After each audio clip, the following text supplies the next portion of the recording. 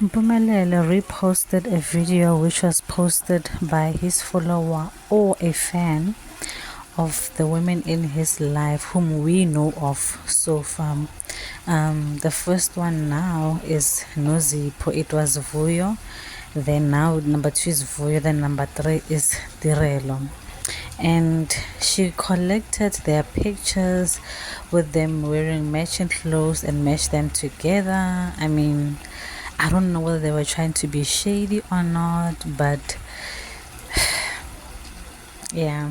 And I feel like, as we can see, Mpumelelo has a type. Like, you can tell that he likes curvy women. He doesn't care about the skin color, but I feel like he loves big, curvy, and chubby women.